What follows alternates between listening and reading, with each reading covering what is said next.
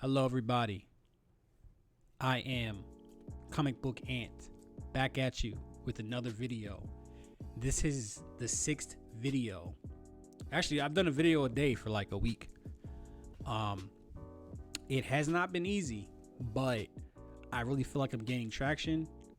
And honestly, I feel like I'm getting a lot of support in the community, and I really feel like I'm helping people get better. So I'm gonna keep it going. So I made a poll about, I like to do polls, and really the polls are extremely they're extremely biased. They're extremely leading, frankly, but you know, why not? You know, people know that at this point. What's the most important part of making indie comics? I said natural born talent, hard work, skill, luck. And I think my follower base really answered well. They put hard work as the best one, which is the correct answer. Hard work and skill. A lot of people said luck. And a lot of the reasoning for why people said luck was that it's hard. This is a great example. Shouts out to Jose Garcia. They said it doesn't matter if you make a masterpiece if no one hears about it. Well, I feel like people would hear about a masterpiece, right? But that's just how people feel. People feel like it's luck. We know better. My audience knows better. That there are steps you can take to ensure that you get success in this industry. There are pathways that people have made. But so we're going to talk today how to get people to read your comic book. So I'm going to talk about my background. I was, and still am, a screenwriter for probably about 10, 12 years. And for years, nobody wanted to read my scripts. Nobody wanted to read scripts. I worked very hard at it. I really dedicated myself to writing scripts, and nobody wanted to read it. None of my friends. Like it was rough because I wanted to get better. I wanted to learn. I wanted to progress as an artist. This is what I wanted to do since I was 15 years old. I'm 28 now, almost 29, turn 29 August 6th. So, you know, that's almost half my life. Half my life I wanted to be a writer, and nobody would even give me an opportunity. Like nobody was trying to read it. And it's a shame because I really could have got better. I had to really like hone my instincts, and it really taught me a lot. And I understood that it's really hard to get people invested in new things. That's what I learned.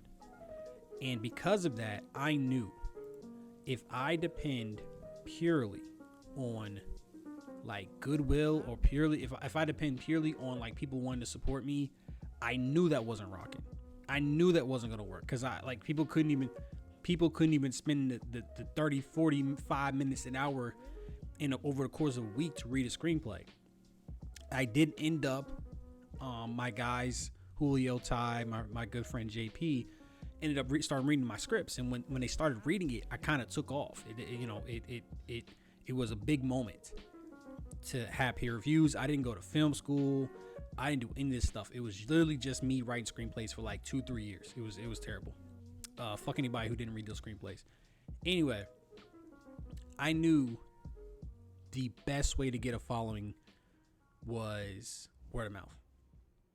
I remember I was in New York meeting my friend Alex in New York, and I walked outside off the it was a bus station, and the guy walked up to me and said, "Yo, bro, you want to listen to my mixtape?" And I said, "Sure, I'll listen to your mixtape." So I grabbed it. I'm like, I don't know, this might be the next 50 Cent. I don't know. I respect the hustle. And bro said, Can you give me $5 for this? And I said, "Bro, I don't have $5. And if I did, I wouldn't pay for your mixtape." And he took that shit back. Theoretically, I could have loved that guy's music. I could have been a DJ's son. I could have been a studio, like a label son. You don't know. And he missed an opportunity. I don't even know what that guy's name is. So what that taught me is putting things behind a paywall will always decrease the readership, right? Just mathematically. My thing was, I wanted to, people say making comics is a 10-year plan. I wanted to make it a 3-year plan. So what I would do, and people remember this, I would, of course, this tweet was loaded. I fucking hate this computer. I truthfully hate this computer. What this browser should say, I would tweet out and I would say, hey, who wants to read my comic book? And there we go. Fucking finally, Google Chrome. Who wants to read my comic book? And you can see it's got 15 retweets, 80 likes. Like so many responses. And what this did, I'll put on a PDF. I'll put the PDF on the Google Drive, and I would copy and paste and send it to as many people as possible. And it worked extremely well. The people that ended up reading it wanted more. A lot of them. Some people didn't read it, but a lot of people read it, and my viewership went way up.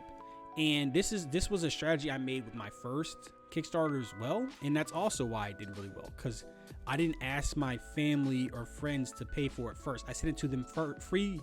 I sent it to them for free first, and then a lot of them offered money and all this stuff. I said, yo, I got a Kickstarter coming out, just hang on to that. You can see my first Kickstarter there, $100, $3,700. So a really good campaign. And I got on Twitter. I pushed it really hard. I tweeted this like once a week. I kept getting followers and just kept building and building and building. And now my most recent campaign, I doubled my followers and increased my income by $1,400. I think the single best piece of marketing that you can make or develop is your issue 1. It is the best hook.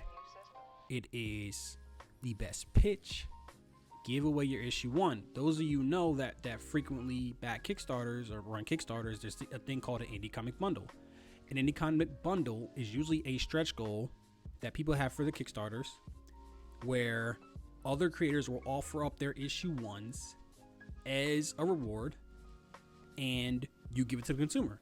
It's great for the consumer because they get more value. It's great for you because it's incentivized people to pay for stretch goals, and it's good for the comic makers because it has their contact information and they may be getting more fans. They are giving away their issue 1s, essentially. They're giving them to the host of the Kickstarter, who gives it away essentially to consumers. It's really good. It's a really good deal. And this guy, he's talking to me, and this guy is like, yo, it doesn't make any sense for me to give away my issue 1s in an indie comic bundle. What if we make like a magazine full of previews as a reward? And I said, bro, that's not a reward. That's not incentivizing the customer to spend more money. He was like, oh, well, it doesn't really do anything for me. And I said, bro, it costs you nothing to distribute a PDF. He said, yeah, but it costs to make it. People are taking short-term gains over long-term gains. If you give a free copy of a comic book to a person and they go and buy it, you just got essentially something for nothing. You had a customer that you probably wouldn't have had otherwise buy your book. And there's a prevailing thought of, hey, don't undersell yourself. Don't give up. You wouldn't expect other people to give up stuff for free, which is false. That is false. That is not how businesses work. When you make a new business, if you make a local business, you offer the service either for free or at a heavily discounted rate. There are free trials with subscription services. Most business models are centered around making the price point desirable for new customers. Why are indie comics any different? And people don't look at this stuff as a business. And that's the problem. People, if you want to be the supreme, like, this is an art, this isn't commerce guy, that's fine. You don't want to give away, you want to price your comic books non-competitively. You want to, you're trying to maximize on your self-worth. That's 100% fine. Do not complain to me that nobody is reading your comic book. That's all I have to say about that. So give away your issue ones. Make a bunch of issue ones. Make a bunch of different issue ones. Give them out. Let people read them. It creates a good consumer producer relationship. People feel so grateful that they will then go and buy. I've sent them a digital copy and they come back and buy a physical copy, buy 2 physical copies, 3 physical copies, variants of the same issue one, just because they want to support.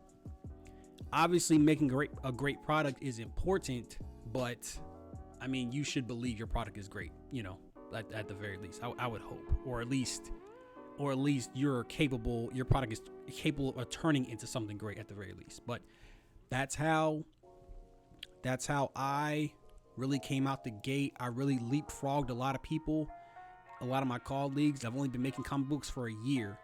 I released the K issue 1 in August of 2021 to this, which is really good. And then we doubled it. We doubled our backers. A lot of these people had already read the K issue 1 for free and decided to give back. So that's all I had to say about that. That's how you get people to read your stuff. Make it free. You know what I'm saying? Don't try to, can you give it to me? How about for $1? No, just make it free. Your readership will skyrocket. But thank you guys. This Comic Book Ant. Thank you for watching. Like, share, and subscribe. Thank you so much. Y'all have a good day.